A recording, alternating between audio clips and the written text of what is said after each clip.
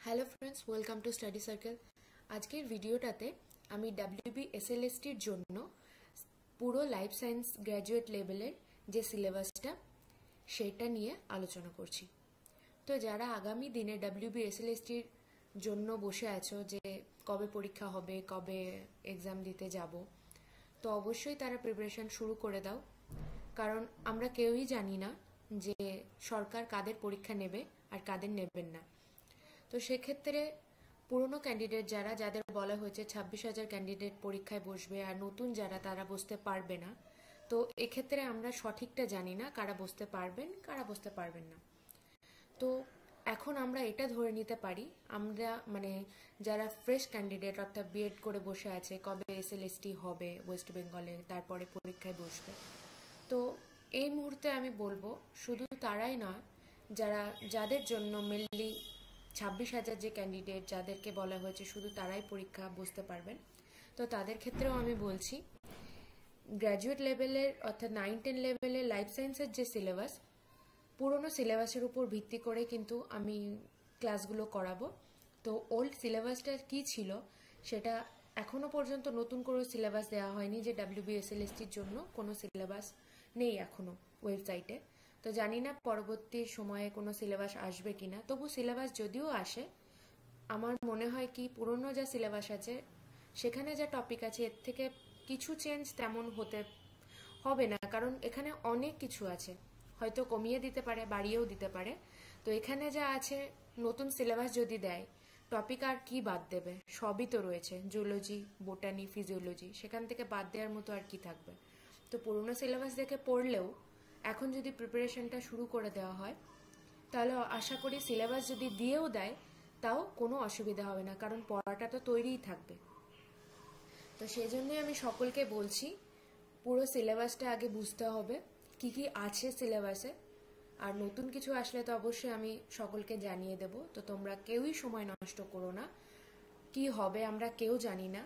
তো সকলেই বসে না থেকে, খুব মনে হচ্ছে যেন যে আগামী দিনে পরীক্ষা হতে চলেছে, বুঝতে পারবে। তো সিলেবাসটা দেখে আমরা বুঝতে থাকি যে আমাদের কি কি পড়তে হবে। চলো স্টার্ট করি, আজকে সিলেবাসে আমরা কি কি দেখতে পাবো।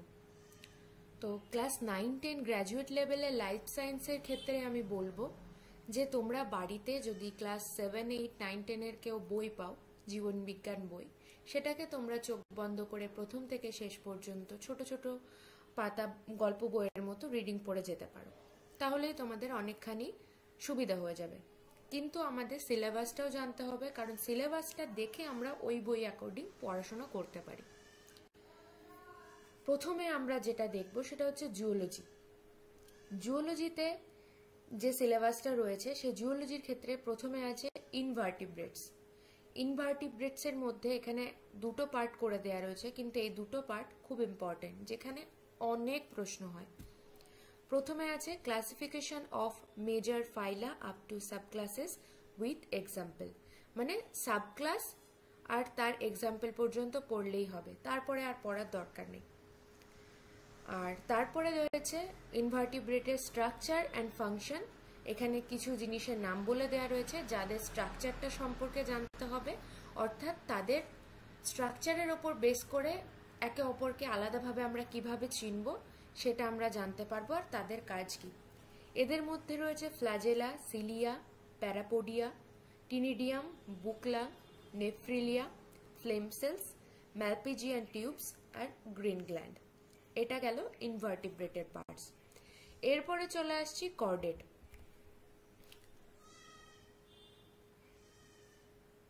কর্ডেটস এর ক্ষেত্রে কি বলছে, এখানেও দুটো ভাগ করে দিয়েছে, যেখানে বলেছে classification of amphibians, reptilians and mammalians up to order with example. ইনভার্টিব্রেটের সাবক্লাস পর্যন্ত ছিল, আর এখানে বলেছে যে অ্যাম্ফিবিয়ান, রেপটিলিয়ান অ্যান্ড ম্যামালিয়ান্স এই তিনটে শ্রেণীর এই তিনটে অংশে কি করা হয়েছে, তাদের অর্ডার পর্যন্ত তার ভাগটা পড়তে হবে, আর তাদের এক্সাম্পলগুলো পড়তে হবে, অ্যাম্ফিবিয়ান, রেপটিলিয়ান অ্যান্ড ম্যামালিয়ান্স। এরপরে কিছু স্পেশাল ফিচার রয়েছে যেটা সম্পর্কে আমাদের জানতে হবে কর্ডেট থেকে। ফিল্টার ফিডিং ইন ব্যাংক্রিওস্টোমা, ব্র্যাঙ্কিওস্টোমার ফিল্টার ফিডিং জানতে হবে, ইনটেগুমেন্টারি ডেরিভেটিভস আর accessory respiratory organs, single and double circuit heart, aortic arches in vertebrate, origin and distribution of cranial nerves. এগুলো আমরা সবই কলেজে পড়েছি। তো এই জিনিসগুলো আমাদের অত ডিটেলসে না হলেও খুব ইম্পর্টেন্ট যে জিনিসগুলো, যে ব্র্যাঙ্কিওস্টোমার ফিল্টার ফিডিং এর খুব ইম্পর্টেন্ট যে পয়েন্টগুলো, সেগুলো কিন্তু আমরা পড়ব। আচ্ছা, এরপরের যেটা টপিক, যেটা আমরা ছোটবেলা থেকে পড়ে আসছি তারপরেও প্রশ্নের শেষ হয় না, সেটা হচ্ছে sell biology, genetics and molecular biology. মানে সেল আমরা শুরুতে যেটা স্টার্ট করেছিলাম, ক্লাস 6-এ সেল পড়েছিলাম, 7-এও নতুন করে পড়েছি, 8-এ পড়েছি, 9-এ, 10-এ, কিছু না কিছু আমরা সেল থেকে পড়েছি। তো আমাদের সবটা জানতে হবে ছোট ছোট করে। প্রথমে বলেছে ultra structure and function of plasma membrane, mitochondria, lysosome and ribosome. আমাদের জানতে হবে এদের আল্ট্রা স্ট্রাকচার এবং কাজ কিসের, প্লাজমা মেমব্রেন, মাইটোকন্ড্রিয়ার কাজ, লাইসোজোম আর রাইবোজোম। আর কিন্তু এখানে কিছু দেয়নি, কিন্তু কিছুক্ষণ পরেই দেখতে পারবে যে সেল অর্গানগুলো সবই পড়তে হবে। যেমন হচ্ছে দেখো, এরপরে যেমন এখানে 3-4টে অংশের কথা বললো, তারপরে সেকেন্ডে রয়েছে ক্রোমোজোমের স্ট্রাকচার, অর্থাৎ আমাদের ক্রোমোজোমের স্ট্রাকচার কি সেটা একদম ডিটেলসে পড়ে ফেলতে হবে। এরপরে আসছে সেল সাইকেল, তারপরে properties of DNA and RNA, DNA as genetic material, তারপরে আসছে mechanism of replication, transcription and translation. এটা নিজেরাই একটা টপিক, কারণ রেপ্লিকেশনেই একটা দিন লেগে যাবে পুরোপুরিভাবে সেই জিনিসটাকে বুঝতে। ট্রান্সক্রিপশন এবং ট্রান্সলেশনের ক্ষেত্রেও তাই। এই তিনটেকে আমি একদিনে পড়াতে পারবো না, কারণ গুলিয়ে যাবে। তো প্রত্যেকটা জিনিস আমাদের কি করতে হবে জানতে হবে, সেটাকে কি কোয়েশ্চেন আসতে পারে সেটা আমাদের জানতে হবে। এরপরে চলে আসছে cell division, mitosis and meiosis রয়েছে, পুরো সেল ডিভিশনটাই পড়তে হবে। এরপরে মেন্ডেলিজম অ্যান্ড নিও মেন্ডেলিজম, মানে কি ধরনের প্রশ্ন হতে পারে এখান থেকে। তারপরে রয়েছে modes of inheritance of autosomal and sex linked জিন ইন ম্যান। দেখো এখানে রয়েছে থ্যালাসেমিয়া অ্যান্ড হিমোফিলিয়া, অর্থাৎ একটা হচ্ছে অটোজোমাল ইনহেরিটেন্স আর একটা হচ্ছে সেক্স লিঙ্কড জিন, যেখানে এখানে থ্যালাসেমিয়া আর হিমোফিলিয়া রয়েছে, যেটা আমাদের পড়তে হবে। এরপরে চলে আসছে মিউটেশন। মিউটেশনের ক্ষেত্রে দুটো রোগের কথা দিয়েছে এখানে, একটা হচ্ছে ডাউন সিনড্রোম আর হচ্ছে ক্লাইনফেল্টার সিনড্রোম। কোনো অসুবিধা নেই, এগুলো আমরা ছোট ছোট করে পড়ে নেব। তারপরে হচ্ছে লিঙ্কেজ অ্যান্ড রিকম্বিনেশন, এগুলো আমাদের খুবই চেনা টপিক, আমরা পড়ে এসেছি কলেজে, 11-12-এ ছিল, কিন্তু কলেজে আমরা মেনলি এগুলোকে বেশি করে পড়েছি। এরপরে হচ্ছে sex determination in drosophila and man, আর তারপরে রয়েছে ক্যান্সার সম্পর্কে কিছু, অঙ্কোজিন অ্যান্ড ক্যান্সার। এরপরে সেল বায়োলজির পরে চলে আসছে ডেভেলপমেন্ট বায়োলজি, যেখানে আমরা spermatogenesis, oogenesis, fertilisation, process of cleavage in frog and chick, gastrulation in frog and chick, placentation in mammals, organiser concept. তো আমরা একই দিনে স্পার্মাটোজেনেসিস, উজেনেসিস, ফার্টিলাইজেশন পড়ে ফেলতে পারবো, মানে এই তিনটে জিনিস একসাথে পড়তে পারবো। তারপরে process of cleavage in frog and chick, এই ক্লিভেজ যখন পড়বো, প্রসেস অফ ক্লিভেজ ফ্রগের, চিকের, তো তখন প্রসেসটা আমাদের পুরোটাই জানতে হবে। তারপরে কি ধরনের প্রশ্ন হতে পারে আমি বলে দেবো। তারপরে gastrulation in frog and chick, এই দুটো একই দিনে জানি না হবে কিনা, তবে আমি দেখবো যে কি কি প্রশ্ন হয়, প্রথমে বুঝিয়ে দিয়ে প্রশ্নগুলো বলে দেব। তারপরে প্লাজেন্টেশন ইন ম্যামালস, মানে ম্যামালসের বিভিন্ন প্রাণীদের প্লাজেন্টেশন কেমন হয় সেটা বলতে হবে, আর অর্গানাইজার কনসেপ্ট। তারপরে ডিটেলসে এদের সম্পর্কে ছোট ছোট টপিক আমি বলে দেব। এরপরে চলে আসছে জুওলজির আরও কিছু টপিক, যেখানে রয়েছে ইভলিউশন, অ্যাডাপ্টেশন অ্যান্ড ডিস্ট্রিবিউশন, যেখানে রয়েছে chemical basis of origin of life, Darwinism and synthetic theory of evolution, Hardy Weinberg equilibrium in relation to natural selection, অ্যাডাপ্টেশনের মধ্যে অ্যাকোয়াটিক, ভল্যান্ট অ্যান্ড ডেজার্ট, যেগুলো আমরা আগেও পড়েছি, আর geographical realms and their subdivision with their characteristics fauna. আচ্ছা, এরপর ecology and wild life, যারা এই যে আগে আমি যেটা বললাম ইভলিউশন, অ্যাডাপ্টেশন অ্যান্ড ডিস্ট্রিবিউশন, এগুলো অনেকের কাছে নতুন মনে হতে পারে, কারণ এগুলো তেমনভাবেও আমরা ছোট ছোট করে পড়েছি, ডিটেলসে তেমন পড়িনি। কিন্তু এখান থেকে তেমন কোনো অসুবিধা হবে না। যেরকম কোয়েশ্চেন আসার সেই রকমই আসবে। সবসময় জেনে রাখবে যেগুলো পপুলার টপিক, যেখান থেকে বারবার প্রশ্ন আসে সেখান থেকেই আসবে, কিন্তু হঠাৎ করে যেগুলো এই আমরা কখনো বেশি পড়িনি সেখান থেকে চলে আসবে এমনটা কিন্তু নয়। তো চিন্তা করার কোনো কারণ নেই। আমরা যেগুলো চিনি, আমরা যে টপিকগুলো জানি সেগুলো আমরা আগে পড়বো, যেগুলো আমরা জানি না সেগুলো আমরা নতুন করে পড়বো, কোনো চাপ নেওয়ার কিছু নেই। এরপরে আসছে ecology and wild life. Ecology wild লাইফের ক্ষেত্রে যারা বায়োডাইভার্সিটিটা পড়েছো ভালো করে তাদের কোনো অসুবিধা হবে না। যেমন হচ্ছে এনার্জি ফ্লো থ্রু ইকোসিস্টেম, এটা আমরা পড়ে এসেছি বারবার। Population ecology, properties and growth form, এটাও খুব সহজ জিনিস, তোমরা সকলেই জানো।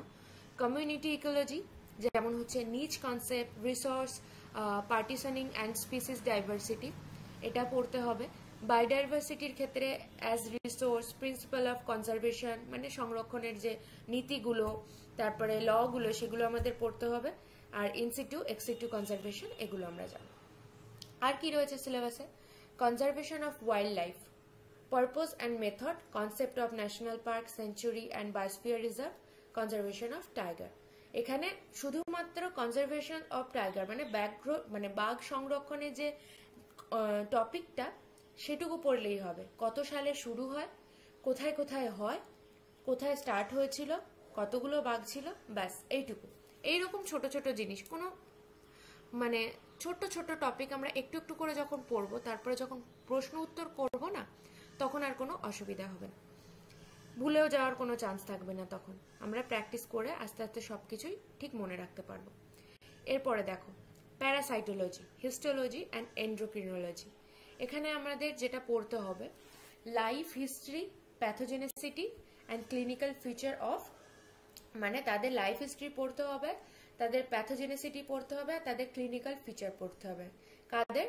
Entamoeba histolytica, Ascaris, Fasciola hepatica, Plasmodium vivax, এগুলো আমরা সবই পড়েছি। আচ্ছা, immune response, T and B lymphocytes, antibody production in parasitic infection, histology of, এখানে একটা পার্ট যেটা একটা দিন টাইম লাগবে, histology of pituitary, thyroid and endocrine pancreas and their hormones functions in mammals. তো এখানে যেটা হবে যে আমরা পিটুইটারি থেকে কি কি হরমোন নিঃসৃত হয়, তাদের কাজ, সেগুলো পড়বো বেশি, আর কম ক্ষরণে কি হয় সেটা পড়বো। থাইরয়েড, এন্ডোক্রাইন প্যানক্রিয়াস, সেটার ক্ষেত্রেও তাই, তাদের কি কাজ, কম বেশি ক্ষরণে কি হয়, ব্যাস এইটুকুই পড়ার। তো আমাদের তিনটে জিনিস এখানে পড়তে হবে, pituitary gland, thyroid gland and অগ্নাশয়, প্যানক্রিয়াস, তিনটে, ব্যাস, তাহলে আর কোনো অসুবিধা হবে না। এরপরে হচ্ছে অ্যানিমাল ফিজিওলজি অ্যান্ড বায়োকেমিস্ট্রি। এখানে দেখো কি কি রয়েছে, components of vertebrate blood clotting and coagulation, ABO, blood groups, R H factor, মানে আমরা ব্লাডের যে জিনিসগুলো জানি, ব্লাড পড়ে এসছি, কি কি থাকে, রক্তরস, রক্তকণিকা, রক্তকণিকার মধ্যে কি কি রয়েছে, আর কোনটার কি ভাগ, শ্বেত রক্তকণিকার, লোহিত রক্তকণিকা, অনুচক্রিকা, এদের কি কাজ, সেগুলো পড়তে হবে। ব্লাড ক্লটিংটা পড়তে হবে, কোয়াগুলেশনটা পড়তে হবে, এবিও ব্লাড গ্রুপটা পড়তে হবে, কোনটাকে কি বলে, কতগুলো ভাগ, কে দাতা, কে গ্রহিতা, আর আর এইচ ফ্যাক্টর, এগুলো আমাদের পড়তে হবে। ব্লাড গ্রুপ পজিটিভ না নেগেটিভ কেন হয়, এগুলো পড়তে হবে। আচ্ছা, এরপরে ফিজিওলজি অফ নার্ভ ইম্পালস, নার্ভের যে গঠন আমরা যেগুলো পড়ে এসেছি, সেখানে কিভাবে তাদের মধ্যে রাসায়নিক যে বার্তা কিভাবে আদান প্রদান হয় সেটা আমাদের দেখতে হবে নার্ভ ইম্পালস অ্যান্ড সাইন্যাপটিক ট্রান্সমিশনের ক্ষেত্রে। এরপরে আছে ক্লাসিফিকেশন অফ কার্বোহাইড্রেট, প্রোটিন আর লিপিড, এটা একদম আলাদা জিনিস। এনজাইমের ক্ষেত্রে classification, it properties and action, এটা পড়তে হবে, মানে এনজাইমটা পড়তে হবে। ভিটামিন পড়তে হবে, মানে আমাদের এখানে পড়তে হচ্ছে, দেখো কার্বোহাইড্রেট, প্রোটিন, লিপিড পড়তে হচ্ছে, তার সঙ্গে এনজাইম পড়তে হচ্ছে, আর তার সঙ্গে ভিটামিনস পড়তে হচ্ছে। ভিটামিনসের ক্ষেত্রে আমরা কোনো চাপ নেব না, কারণ কেমিক্যাল নেমস পড়তে হবে, অর্থাৎ এ ডি ই কে এদের নাম কি, তারপরে ভিটামিন বি এর নাম কি, ভিটামিন সি এর নাম কি, যেমন হচ্ছে তোমার ডি এর নাম কি, ভিটামিন কে এর নাম কি, এইগুলো আমাদের পড়তে হবে কেমিক্যাল নামের ক্ষেত্রে। তাদের সোর্স, কোথা থেকে আমরা পাই এই ভিটামিনগুলো, ডেফিসিয়েন্সি, এই ভিটামিনের অভাবে কি হয়, ডিসঅর্ডার কি হয়, কি রোগ হয়, আর সেগুলো আমাদের পড়তে হবে। কিন্তু এখানে কি কি ভিটামিন আছে সেটার নামও বলে দিয়েছে, কেবলমাত্র ভিটামিন এ, সি আর ই, এই তিনটেরে আমাদের পড়তে হবে, মানে ভিটামিন এ এর কেমিক্যাল নাম, ভিটামিন সি এর কেমিক্যাল নাম, আর ই এর, এদের সোর্স, এদের ডেফিসিয়েন্সি, ডিসঅর্ডার কি হয় এটা আমাদের পড়তে হবে, বেশি বলা নেই এখানে। এরপর আছে ইকোনমি জুওলজি, তারপরে জুওলজি পার্টটা শেষ হচ্ছে। ইকোনমি জুওলজির মধ্যে খুব মানে মজাদার জিনিস যেটা আছে, তোমরা একই দিনে হয়তো এটা পড়ে ফেলতে পারবে। এখানে রয়েছে অ্যাকোয়াকালচার, অর্থাৎ আমাদের জলজ যে কালচার, অর্থাৎ induce breeding and composite fish culture, মানে মাছ চাষ, যেটাকে আমরা অ্যাকোয়াকালচার বলছি। মানে জলে কিভাবে মাছ চাষ করা হয়, তোমাদের ইন্ডিউস ব্রিডিং রয়েছে, কম্পোজিট ফিশ কালচার রয়েছে, যেখানে আমরা পিসি কালচার যেটাকে আমরা বলি, এটা এখানে পড়তে পারবো। তাছাড়া রয়েছে সেরিকালচার, অর্থাৎ silk varieties in India, mulberry silkworm culture, disease of silkworm and their control, sericulture রয়েছে, মানে রেশম মতের প্রতিপালন। এরপরে রয়েছে pest biology and control of paddy pest, মানে ধানের ক্ষেত্রেই শুধু বলেছে প্যাডি পেস্টের বায়োলজি অ্যান্ড কন্ট্রোলটা কি হবে। তারপরে রয়েছে অ্যানিমাল হাজবেন্ডারি, যেখানে কমন পোলট্রি ব্রিডসের কথা বলা রয়েছে, অর্থাৎ ফাউল, সেক্ষেত্রে কিভাবে তাদের রেয়ারিং করা হয়, অর্থাৎ তাদের পালন করা হয়, এবং তাদের কি ধরনের রোগ হয়, সেই রোগ থেকে তাদেরকে আমরা কিভাবে বাঁচাবো, সেটা হচ্ছে মানে মোট কথা পোলট্রি কিভাবে তৈরি করা হয়, পোলট্রি ফার্ম কিভাবে তৈরি করা হয়, এবং পোলট্রির যখন রোগ হয় সেই রোগটাকে আমরা কিভাবে কন্ট্রোল করব, এটা হচ্ছে আমাদের জানতে হবে। তো এই টোটাল ইকোনমি জিওলজিটা কিন্তু আমরা একদিনে শেষ করে ফেলতে পারবো, শুধু পড়ে। কি কোয়েশ্চেন হবে সেটাকে আমরা প্র্যাকটিস করতে হবে, কিন্তু আমরা একদিনে বুঝে ফেলতে পারবো জিনিসটাকে। একটু বড় হবে ভিডিওটা, সেক্ষেত্রে তোমাদের খুব ধৈর্য সহকারে জিনিসটাকে দেখতে হবে। আচ্ছা, এরপরে আমরা চলে আসি বোটানি সিলেবাসে। দেখো, আমরা জুলজিতে অনেক কিছু সিমিলার জিনিস যেটা আমরা এর পরে বোটানি অথবা ফিজিওলজিতে গিয়েও পাবো, ঠিক আছে? তো আমরা যখন জুলজিতে সেল চ্যাপ্টারগুলো পড়বো না, তো সেই সেলের সঙ্গে আমরা বোটানিতেও একটা সেল যেখানে আমরা পাবো, সেখানে আমরা কিন্তু লিঙ্ক পাবো। জুলজি সেল পড়তে গিয়ে আমরা অনেক সময় বোটানির মানে উদ্ভিজ্জ যে সেলগুলো, সেগুলো সম্পর্কে আমরা পার্থক্য পড়তে গিয়ে কিন্তু পুরোটাই পড়ে ফেলি। তো এক্ষেত্রে একটা সেল পড়লেই কিন্তু বোটানি সেল, ফিজিওলজি সেল, যাই থাক সেল থেকে আমরা পারবো। এখানে বোটানিতে রয়েছে জেনারেল বোটানি, যেখানে ইন্ট্রোডাকশনে রয়েছে concept of living object, definition, basic structural organisation of plant. সেলে রয়েছে minimum requirements of a cell to be cell, prokaryotes and eukaryotes, characteristics and difference with reference to the plant cell wall composition, মানে ওয়াল কম্পোজিশনের উপর depend করে prokaryotic eukaryotic সেলটাকে আমাদের different করতে হবে।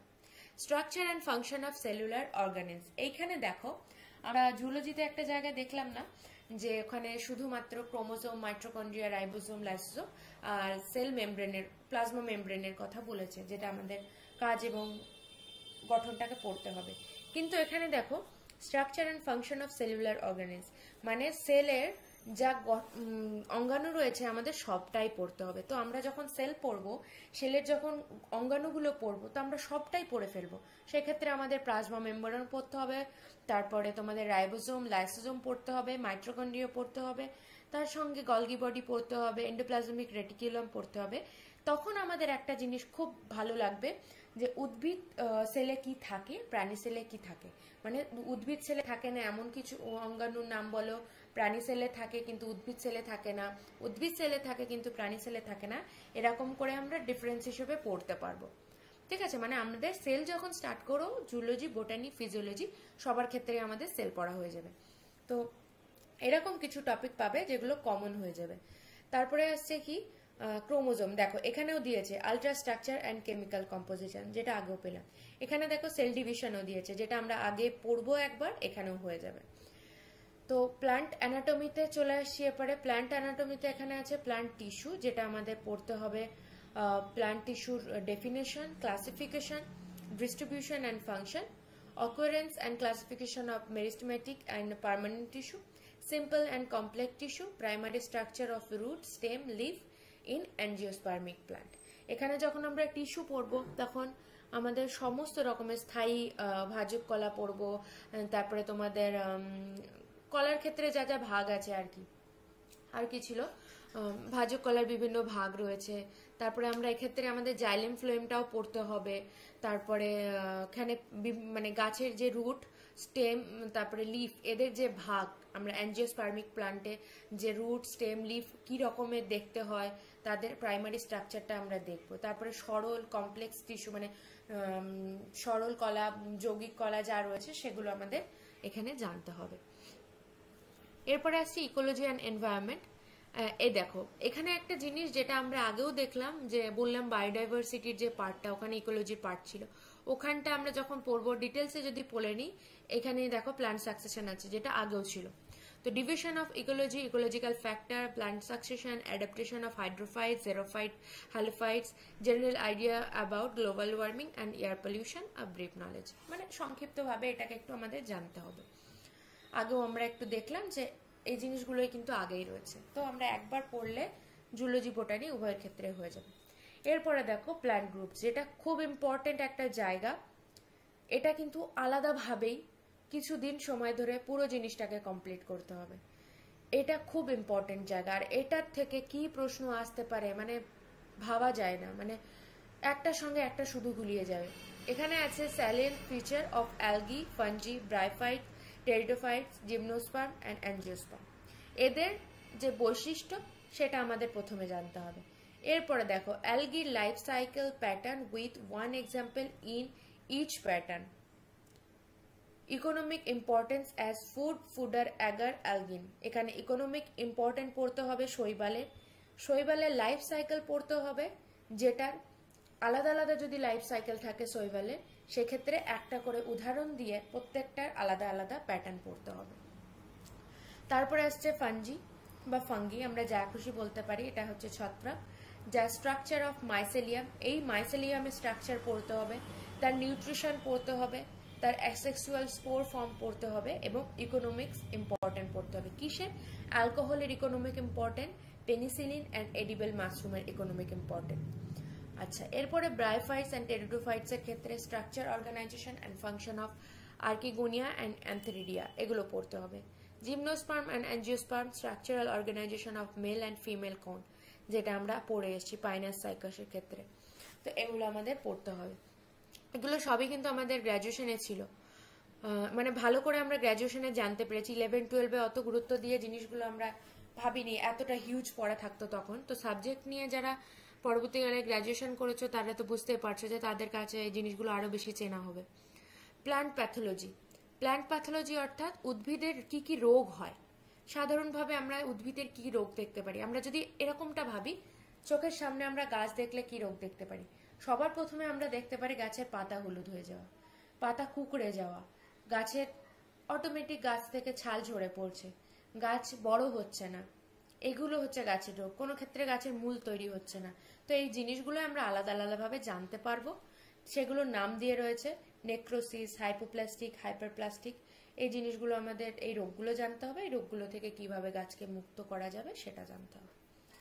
এরপরে আসছে মরফোলজি। মরফোলজিটা হচ্ছে তোমাদের খুব ইম্পর্টেন্ট একটা পার্ট, যেখানে যত রকমের মানে সপুষ্পক উদ্ভিদ রয়েছে তাদের ফুলের টাইপ, কিভাবে ফুল ফোটে, কোথায় ফুল, কোন অংশ থেকে ফুল ফোটে, আগা থেকে, কাক্ষি, মুকুল থেকে, নাকি গাছের ডালের পর্ব থেকে, এই জিনিসগুলো আমরা জানতে পারবো। তাদের টাইপ জানতে পারবো, পলিনেশন সম্পর্কে জানতে পারবো, অর্থাৎ নিষেক, গাছেদের নিষেক কিভাবে হয়। তারপরে প্লাজেন্টেশন টাইপ, গাছেদের প্লাজেন্টার টাইপ কিরকম হয়, তাদের এক্সাম্পল। তারপরে এখানে development of embryo sac, fertilisation and post fertilisation change, মানে গাছের ফার্টিলাইজেশনের সময়, নিষেকের সময় কিরকম গাছ থাকে, তার ফার্টিলাইজেশনের পরে তার কিরকম পরিবর্তন হয়, আমাদের সেটা জানতে হবে। এরপরে চলে আসছি ট্যাক্সোনমি। মরফোলজির পরে চলে আসছে ট্যাক্সোনমি। এই ট্যাক্সোনমির ক্ষেত্রে আমাদের পড়তে হবে principal of artificial, natural and polygenetic system of classification, binomial nomenclature, function of botanical garden, importance of herbaria in botanical studies, diagnostic characters and economic importance of the following families, যেমন হচ্ছে লেগুমিনেসি অর্থাৎ ফ্যাবিয়েসি, Solanaceae, রুবিয়েসি and জার্মিনেসি। এগুলো হচ্ছে তোমাদের পড়তে হবে taxonomic ক্ষেত্রে। এগুলোর মোটামুটি একটা দুটো ভিডিও তো লাগবে এই ট্যাক্সোনমিটা পড়াতে গিয়ে, কারণ প্রথমে যে বায়োনোমিনাল নোমেনক্লেচারটা রয়েছে, আমরা এটা শুধু কি জানি যে বায়োনোমিনাল নোমেনক্লেচারের কি কি নিয়ম রয়েছে সেটা আমরা জানি, কিন্তু প্রথমে কে করেছিল, প্রথমে তার নাম কি ছিল বায়োনমিনাল নোমেনক্লেচারের, আর্টিফিশিয়াল ছিল প্রিন্সিপাল, ন্যাচারাল ছিল, পলিজেনিক সিস্টেম ছিল, এগুলো কিন্তু আমরা কেউ পড়িনি। এই ক্লাসিফিকেশনগুলো কিন্তু লাগবে। তাই এটাকে বোঝার জন্য আমাকে একটু ডিটেলস ভাবে তোমাদের বোঝাতে হবে, তবে মনে থাকবে, নইলে মনে থাকবে না। আর নইলে যদি বলো যে এই জিনিসগুলো তোমাদের কাছে কঠিন, তাহলে নিজেরা যদি মনে রাখতে নাই পারো, তাহলে সেটাকে তোমাদের বাদ দিয়ে দিতে হবে। শুধু ইম্পর্টেন্ট কোয়েশ্চেনগুলো বারবার প্র্যাকটিস করতে হবে। আচ্ছা, এরপরে চলে আসছি বোটানির ক্ষেত্রে আর কিছু জিনিস রয়েছে। প্ল্যান্ট ফিজিওলজি রয়েছে, প্যালিও বোটানি রয়েছে, আর সাইটোজেনিক্স অ্যান্ড হেরিডিটি, আর মাইক্রোবায়োলজি। প্যালিও বোটানিটা হচ্ছে জীবাশ্ম, যেখানে বিভিন্ন রকম উদ্ভিদের ছাপ পড়ে, ক্রাস্ট, মোল্ড, আমাদের ইমপ্রেশন, এই যে জীবাশ্মগুলো আমরা পড়েছিলাম, এইগুলো সম্পর্কে পড়তে হবে, তাদের এক্সাম্পল পড়তে হবে, ব্যাস এইটুকুই। আর কেন আমরা প্যালিও বোটানিটা পড়ছি, তাদের অ্যাপ্লিকেশন কোথায় করব, অর্থাৎ আমরা একটু বলতে পারি যে আমরা প্যালিও বোটানি মানে জীবাশ্ম সম্পর্কে পড়ার কারণ হচ্ছে আগে কোনো সময় কি জীবাশ্ম ছিল, কোন গাছ ছিল, সেটা দেখে আমরা পরবর্তীকালে ভবিষ্যতে জানতে পারবো যে 200 বছর আগে বা 500 বছর আগে এই গাছটা বেঁচে ছিল, এত ফুট লম্বা ছিল, মানে সেক্ষেত্রে হয়তো 60 ফুট লম্বা ছিল, এখন সেই গাছটা গিয়ে দাঁড়িয়েছে 10 ফুট কি 6 ফুট। তো এই জিনিসগুলোর আমরা ডিফারেন্স করতে পারবো। এরপর আসছে প্ল্যান্ট ফিজিওলজি। অ্যাবজর্পশন, যেখানে water and salts uptake by living cell, transpiration, its role and ascent of sap, nutrition, photosynthetic, এখানে মানে সালোক সংশ্লেষ রয়েছে, যেখানে photosynthetic pigment, heat reaction, phosphorylation, Calvin cycle, এগুলো পড়তে হবে। রেসপিরেশন রয়েছে, glycolysis, Krebs cycle, ATP synthesis, এগুলো খুব খুব খুব ইম্পর্টেন্ট টপিক, যেখান থেকে অনেক প্রশ্ন আসে। এগুলো পড়ে আমাদের জিনিসটাকে পুরো এমন গল্পের মতো পড়ে ফেলতে হবে, মনে রাখতে হবে, যেন কোনো রকম প্রশ্নের ভুল না হয়, দারুণ করে বুঝতে হবে এগুলো। তারপরে আসছে প্ল্যান্ট হরমোন, যেখানে definition, site of synthesis and role of auxin hormone, ethylene, role of synthetic hormone in agriculture, মানে তোমাদের সিনথেটিক হরমোনের কি কাজ কৃষিক্ষেত্রে সেটা আমাদের তো জানতে হবে, আর তার সঙ্গে রয়েছে অক্সিন আর ইথিলিনের কাজ, তাদেরকে কি বলে, কেন বলে, মানে তাদেরকে মানে তাদের ডেফিনেশনটা পড়তে হবে, তাদের অক্সিন আর ইথিলিনের কি কাজ সেটা পড়তে হবে। তারপরে রয়েছে সাইটোজেনেটিক্স অ্যান্ড হেরিডিটি, নেচার অফ জিন, লিঙ্কেজ, ক্রসিং ওভার, আগেও দেখলাম, ওখান থেকে আমরা এগুলো পড়ে ফেলতে পারবো। মেন্ডেলিয়ান প্রিন্সিপাল, ডারউইনিজম, নিও ডারউইনিজম, এগুলো আমাদের একবারই হয়ে যাবে। বারবার প্রত্যেকটা জুলজির আলাদা, বোটানির আলাদা, ফিজিওলজির আলাদা কিছু এরকম পড়তে হবে না, এটা একবার পড়লে, মানে একদিন পড়লে আমরা 3টে সিলেবাস কমপ্লিট করে ফেলতে পারবো এই টপিকটা। এরপরে আছে মাইক্রোবায়োলজি, যেটা খুব ইম্পর্টেন্ট টপিক, যে টপিকটা অনেকে পছন্দ করে না, আবার অনেকে এতটাই ভালোবাসে যে এই টপিকটা তাদের কাছে একদিনে কমপ্লিট হয়ে যায়। যেমন হচ্ছে ভাইরাস, জেনারেল প্রপার্টিস, ভাইরাসের জেনারেল প্রপার্টিস কি, তাদের স্ট্রাকচার কিরকম হয়, ব্যাকটেরিওফাজ, অ্যান্ড এখানে দুটো মানে ভাইরাসের ক্ষেত্রে বলেছে, একটা হচ্ছে ব্যাকটেরিওফাজ আর একটা হচ্ছে টিএমভি ভাইরাস, এই দুটোর আমাদের স্ট্রাকচার পড়তে হবে। এরপরে electron microscopic structure of a bacterial cell, মানে ব্যাকটেরিয়াল সেলের ইলেকট্রন মাইক্রোস্কোপিক স্ট্রাকচার কিরকম হয়, সেখান থেকে অনেক কোয়েশ্চেন হতে পারে। Role of bacteria in nitrogen cycle and maintenance of soil fertility, মানে নাইট্রোজেন সাইকেলে ব্যাকটেরিয়ার কি রোল, আর তাদের সয়েল ফার্টিলিটিতে অর্থাৎ মাটির উর্বরতার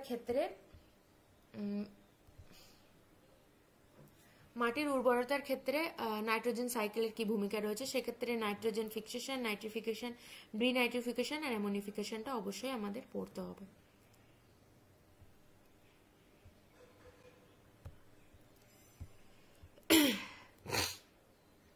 এরপরে আসছি ফিজিওলজি পার্ট। ফিজিওলজির পার্টটা অনেকের কাছে একটু টাফ মনে হতে পারে, কারণ এখানে অনেক বড় বড় করে সিলেবাস দেওয়া রয়েছে ফিজিওলজি থেকে, যেটা আমাদেরকে সময় দিয়ে একটু পড়তে হবে, কোয়েশ্চেনগুলো বারবার দেখতে হবে যে কি ধরনের প্রশ্ন আসে। তো তোমাদের টেনশন নেওয়ার কোনো দরকার নেই, আমি প্রত্যেকটা টপিক থেকে প্রশ্ন বেছে সেটার উত্তর সমেত তোমাদেরকে আমি ভিডিও বানিয়ে বানিয়ে পড়িয়ে দেব। তো টোটাল যদি আমাদের কাছে 40টা চ্যাপ্টার থাকে, তো 40টা ভিডিও তো লাগবেই তোমাদের পড়ানোর জন্য, তার বেশি তো লেগে যেতেই পারে। আর আমি বড় বড় করে পড়াবো না, কারণ যেটা তোমরা ভুলে যাবে, এক গাদা প্রশ্ন দিয়ে দিলাম, উত্তর দিয়ে দিলাম, সেরকম ভাবে পড়ানোর কোনো মানে হয় না। তো যেরকম বুঝতে সুবিধা হবে সেরকমভাবেই আমি তোমাদের পড়িয়ে দেবো। তবে আমাকে কমেন্ট করতে হবে তোমাদের কি জিনিস লাগবে, কি মেটেরিয়াল লাগবে, কোন টপিকটা লাগবে, কোন টপিক থেকে প্রশ্ন লাগবে, কোনটা আবার বোঝাতে লাগবে, সেগুলো আমাকে অবশ্যই কমেন্ট করতে হবে, নাহলে কিন্তু আমি বুঝতে পারবো না। চলো, এরপরে ফিজিওলজির ক্ষেত্রে প্রথমেই আছে ইউনিটস অফ হিউম্যান সিস্টেমস, অর্থাৎ structure, function, relationship of cell and its organelles and different tissue. তো আমরা সেল এতক্ষণ ধরে বারবার বলছি, জুলজিতে, বোটানিতে সেম, এখানেও তাই, আমরা একবারই পড়ে ফেলতে পারবো। তো ফিজিওলজির ক্ষেত্রে জুলজি থেকে তো আলাদা কিছু হবে না, তো আমরা এটা প্রাণীর সেলের সম্পর্কে পড়ে ফেলতে পারবো। এবার এখানে কিছু ডিফারেন্ট টিস্যু রয়েছে যেগুলো আমাদের প্রাণীদের ক্ষেত্রে, যেমন যোগকলাটা আমাদের পড়তে হবে, ঠিক আছে, এই জিনিসগুলো আমাদের আলাদাভাবে পড়তে হবে। এরপরে দেখো biochemical and biophysical principal involve in human system, definition and physiological significance of diffusion, osmosis, dialysis, ultrafiltration, absorption and absorption definition. তারপরে definition, classification and physiological importance of colloids, definition of enzymes, coenzyme and isoenzyme with example, factor influencing enzyme action. দেখো এগুলো আমাদের একটা একটা topic পড়তে হবে। Osmosis কি, dialysis কি, কেন হয়, কিভাবে হয়, আলট্রাফিল্ট্রেশন কি, কেন হয়, কিভাবে হয়, কি কারণে করা হয়, এগুলো আমাদের এইভাবে পড়তে হবে। এগুলো খুবই ছোট ছোট টপিকের মতো হবে, এগুলোর ডিটেলস তেমন কিছুই হবে না, এগুলো শুধু জিনিসটা জানতে হবে, ঠিক আছে। এরপরে দেখো conservation of matter and energy and human system, বারবার পড়ে আসলাম, মানে জুলজিতেও ছিল যে এনার্জি সিস্টেমটা। Structure in relation two function of elementary track, এটা আমাদের এলিমেন্টারি ট্র্যাকের কথা বলা হচ্ছে। Composition, function and regulation of secretion of digestive juice including bile juice, মানে এখানে আমরা ডাইজেশন সম্পর্কে পড়বো। Digestion and absorption of dietary carbohydrate, protein, fats, একটু আগেই দেখলাম কার্বোহাইড্রেট, প্রোটিন, ফ্যাটের ভাগটা তোমার জুলজিতে কি, হ্যাঁ জুলজিতেই দেখলাম। তারপরে আসছে nutrition, definition of balance diet, SU, marasmus, kwashiorkor, PCM, dietary fibre, vitamin, definition, classification, function, deficiency symptom, মানে এখানে এক্ষেত্রে আবার সব ভিটামিনটাই পড়তে হবে। তো আমরা যখন এই নিউট্রিশনে পুরো ভিটামিন পড়বো, জুলজিতে যে আমাদের এসিই এর কথা বলেছিল আমরা তো সেটা পেয়েই যাব, তাই না। আর হচ্ছে হাইপার ভিটামিনোসিস, মানে হাইপার ভিটামিনোসিসটা কি, কেন হয়। মিনারেলস এর ক্ষেত্রে dietary source and nutritional importance পড়তে হবে, বিএমআর পড়তে হবে, definition and factors affecting RQ, definition, factors affecting and SDA, definition and important, এগুলো হচ্ছে বিএমআর যেমন পড়তে হবে, এটা একটা টপিক, RQ একটা টপিক, যে ক্ষেত্রে SDO একটা টপিক, এগুলো আমরা একই ভিডিওতে ছোট্ট ছোট্ট করে নোটস দিয়ে দেবো, কোনো অসুবিধা হবে না। এরপরে চলে আসছে ব্লাড, ব্লাডের আমাদের পড়তে হবে composition and function, origin and function of plasma proteins, plasmapheresis, bone marrow পড়তে হবে, form elements of blood, their formation and functions, hemoglobin পড়তে হবে, different type of compounds and derivatives, blood volume and its regulation। এরপরে coagulation of blood পড়তে হবে, একটু আগেই দেখো আমরা দেখেছি coagulation of blood ছিল, সেখানে blood group ছিল, RH ফ্যাক্টর ছিল। এবার RH ফ্যাক্টরের ক্ষেত্রে এখানে আবার আরো জিনিস দিয়েছে, থ্যালাসেমিয়া দিয়েছে, টিসি ডিসি দিয়েছে, haemoglobin estimation, bleeding and clotting time দিয়েছে, অ্যানিমিয়া পড়তে হবে, মানে আমাদের কি কি পড়তে হবে, থ্যালাসেমিয়া পড়তে হবে, অ্যানিমিয়া পড়তে হবে, তাদের ডেফিনেশন পড়তে হবে, টাইপ পড়তে হবে, লিউকোসাইটোসিস পড়তে হবে, লিউকোপিনিয়া, লিউকোমিয়া, লিউকিমিয়া আর পারপুরা, এদের ডেফিনেশন আর টাইপ পড়তে হবে। আচ্ছা, এরপরে কার্ডিওভাস্কুলার সিস্টেম, যেটা আমাদের হার্ট সম্পর্কে ভালো করে জানতে হবে, তাদের হার্টের প্রপার্টি জানতে হবে, তাদের মাসেলগুলো সম্পর্কে জানতে হবে। তারপরে হচ্ছে তোমার অলিন্দ নিলয়ের যে কাজ, অলিন্দ কটা, নিলয় কটা, কোনটা থেকে রক্ত প্রথমে পাম্প হয়, কোনটা প্রথমে গ্রহণ করে, অলিন্দ নিলয়ের মাঝে কোন ভালভ থাকে, তারপরে হচ্ছে ট্রাইকাস্পিড কপাটিকা, বায়োকাস্পিড কপাটিকা, তারপর অর্ধচন্দ্রাকার কপাটিকা, এগুলো আমাদের পড়তে হবে। আর কি পড়তে হবে, কার্ডিয়াক সাইকেল পড়তে হবে, তাদের হার্টের sound, heart rate, cardiac input, এগুলো সব পড়তে হবে হার্টের ক্ষেত্রে। রেসপিরেটরি সিস্টেমের ক্ষেত্রে আমাদের পড়তে হবে anatomy and histology of respiratory passage and organs, যাদের ক্ষেত্রে মাসেল, রেসপিরেটরি মাসেল মানে আমাদের মাসেলগুলো কিভাবে কাজ করে, তাদের আর্টিফিশিয়াল রেসপিরেশন কি হতে পারে, signification of anatomical and physiological dead space কি, lung volumes and capacity, exchange of respiratory gases between lung and blood and tissue, transport of oxygen and CO2 in blood, neural and chemical regulation of respiration, hypoxia, এগুলো আমাদের জানতে হবে। আর বেশি কিছু নেই, এই 9, 10, 11, 12 এই 12টা পর্যন্তই রয়েছে। আর এখানে আর কি কি রয়েছে, রেনাল ফিজিওলজি অর্থাৎ structure function of relationship of kidney, mechanism formation of urine and physiology of micturition, acid base regulation by the kidney, non-excretory function of kidney, এগুলো আমাদের এক এক দিন এক একটা টপিকের জন্য টাইম লাগবে। খুব ভালো করে আমাকে ডিটেলসে পড়ে তোমাদের জন্য জিস্ট তৈরি করতে হবে যাতে তোমাদের কোনো অসুবিধা না হয়, কারণ তোমরা যদি এই জিনিসটা নিয়ে এখন পুরোপুরিভাবে পড়াশোনা করতে যাও পুঙ্খানুপুঙ্খভাবে, তাহলে পরীক্ষার পক্ষে অসম্ভব হয়ে যাবে ব্যাপারটা। আর সম্ভবও নয় এতটা পড়া, কারণ এত বড় সিলেবাস আমরা গ্র্যাজুয়েশনে 3 বছর ধরে পড়ে এসেছি, আর এখন আমাদের পরীক্ষার জন্য কি কয়েক মাস হয়তো সময় পাবো, কারণ শুনছিলাম যে এই 26 সালের আগেই হয়তো এক্সাম কমপ্লিট হয়ে যেতে পারে WBSLST। তো খুবই একটা চাপের ব্যাপার, কখন নোটিফিকেশন আসবে, কখন পরীক্ষা হবে আমরা কেউ জানি না, সরকার যা খুশি তাই করতে পারে। তো আমাদের সবসময় তৈরি থাকতে হবে। এরপরে nerve muscle physiology, structure of different type of muscle, muscular contraction and relaxation, isometric and isometric construction, এগুলো আমরা যখন মাসেলের নার্ভ মাসেল ফিজিওলজি পড়বো তখন পেয়ে যাবো, আর ডিটেলসে বললাম না। Nerve system and sensory physiology, এখানে অনেক কিছু রয়েছে ছোট ছোট স্ট্রাকচার হিসেবে, যেগুলো আমাদের সব কিছু পড়তে হবে। দেখো এখানে রিফ্লেক্স অ্যাকশনের ক্ষেত্রে তাদের কাজ, তাদের আউটলাইন, এখানে CSF রয়েছে, সেরিব্রোস্পাইনাল ফ্লুইড। তারপরে দেখো আমরা এক ঝোঁকে দেখতে পাচ্ছি যেটা ওয়েবার ফিচার ল, এটা আমাদের পড়তে হবে। তারপরে ভিশন পড়তে হবে, মানে স্ট্রাকচার অফ চোখের গঠন, structure of the eyes, histology of retina, visual pathway, সব পড়তে হবে, ঠিক আছে। তারপরে দেখো skin and regulation of body temperature, আমাদের স্কিন সম্পর্কে জানতে হবে, আমাদের বডি টেম্পারেচার সম্পর্কে জানতে হবে।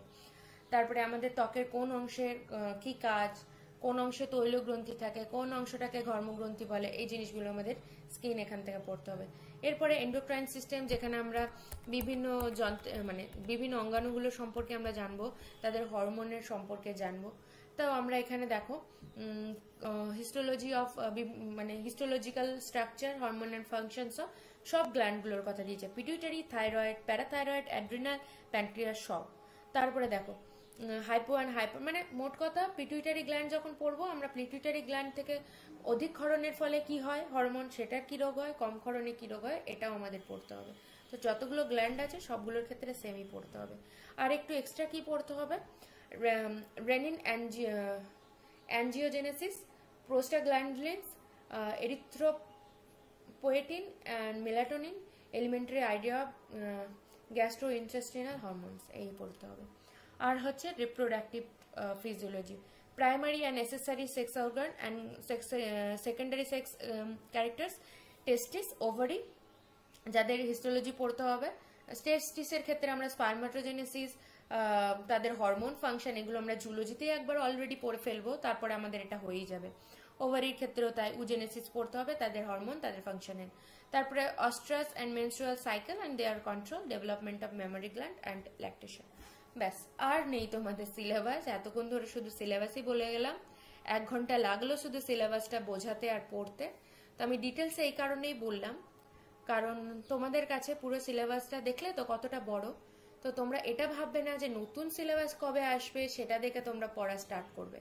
তোমরা এটা থেকে পড়তে স্টার্ট করবে, নতুন সিলেবাস আসলে কিছু বাদ যেতে পারে, অল্প সময়ের মধ্যে হিউজ একটা সিলেবাস দিয়ে দেবে না, কিছু বাদ চলে যেতে পারে, তো সেক্ষেত্রে তোমাদের পড়াটা হয়ে যাবে, ঠিক আছে। তো অসুবিধা নেই, তোমরা অপেক্ষা করো না যে কি সিলেবাস হবে, কবে পরীক্ষার ডেট দেবে, তোমরা জাস্ট শুরু করে দাও। কারণ পরীক্ষা বুঝতেই তো পারছো, এত বছর কোনো SLST হয়নি, তো তোমরা যদি পড়ো তো তোমাদের ক্ষতি কিছু হবে না, বরং তোমাদের প্রিপারেশন হয়ে থাকবে। এখন কি করবে সরকার আমরা জানি না, ঠিক আছে। তো আজকের ভিডিওটা এখানেই শেষ করছি। অবশ্যই চ্যানেলটাকে সাবস্ক্রাইব করে রাখবে, কারণ যেহেতু এসএলএসটির নোটিফিকেশন একটা ঘোরাফেরা করছে, কারা পরীক্ষায় বসবে কারা বসবে না আমি জানি না। তো যারাই পরীক্ষায় বসবে তাদের জন্যই তো এই সিলেবাসটাই থাকবে, হয়তো নতুন হলেও টপিক চেঞ্জ হয়ে যাবে না। তো অবশ্যই চ্যানেলটাকে ফলো করবে, সাবস্ক্রাইব করে রেখে দেবে, কারণ আমি কিন্তু ভিডিও দিতে থাকবো প্রত্যেকটা টপিকে। তো ভিডিওগুলো ফলো করবে, আর কি তোমাদের দরকার সেটা আমাকে কমেন্ট করে জানাবে। আর অনেক বেশি বেশি করে সকলের সাথে শেয়ার করবে, যাতে এই অল্প সময়ে তারা প্রিপারেশন করে পরীক্ষাটা ভালোভাবে দিতে পারে, আর নিজেদেরকে সরকারের কাছে যেন মাথা উঁচু করে বলতে পারে যে আমরা যোগ্য ছিলাম, আমাদেরকে এইভাবে অবহেলা করা উচিত হয়নি। ঠিক আছে? তো সকলের জন্য আমি বলছি, সকলেই ভালোভাবে মন দিয়ে পড়াশোনা করো, সময় নষ্ট না করে, কোনো দিকে না তাকিয়ে, না টেনশন করে, কোনো চাপ না নিয়ে, শুধুমাত্র নিজেরা সময় নিয়ে পড়াশোনা করে যাও। বাস আজকের ভিডিও এখানেই শেষ করছি। সবার জন্য অনেক বেশি করে দোয়া করি যেন তোমরা সকলেই ভালোভাবে পরীক্ষা দিতে পারো আর ভালোভাবে পড়াশোনা করতে পারো। Thank you.